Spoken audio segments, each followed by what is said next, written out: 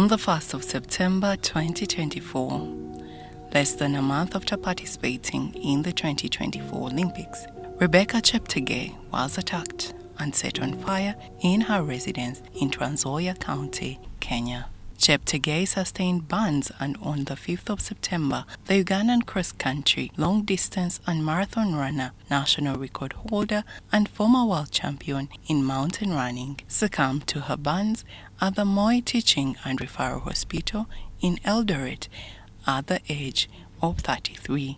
Cheptegei's death brought renewed attention to gender-based violence in our communities and sport, and on this final day of the 16 Days of Activism campaign, we speak to the Uganda Olympic Committee President, Dr. Donald Rukari, about gender-based violence in sports. We took it upon ourselves to begin a campaign on saying no to gender-based violence, especially violence against women.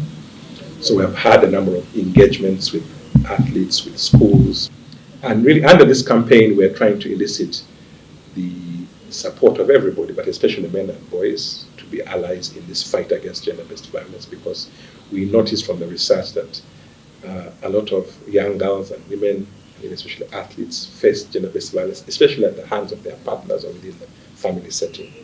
So we've been running a campaign on all our social media platforms and with our members on Break the Silence and trying to elicit different messages of saying no to gender-based violence, because we believe that no person at all should really be a victim of gender-based violence. So how do we detect gender-based violence? A lot of people tend to equate gender-based violence with physical violence, which is the most common form. But there are other forms of gender-based violence. And it's not only also the myth is that it's violence against women. It should also be violence against boys and men. It cuts across both genders. What is gender-based violence? It can be physical, it can be emotional, it can be psychological. So it has all these, it can be sexual. So it has all these manifestations. So it's important that people, first of all, are aware. Gender-based violence continues to happen in our communities, on and off the track and the field of play. Dr. Rukari emphasizes that it takes joint efforts to totally eliminate gender-based violence in our communities and sports. Some of the values we have in sports, in the Olympic family, are friendship. So we have to be friends. We're doing, and it's not going to be an easy proposition because it takes time to change behavior.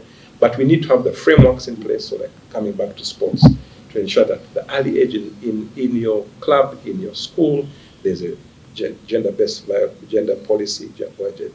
violence policy, and we're hoping that not only the sports people, but even the wider, because the sports people also live within the wider community. They're part of families, they have families.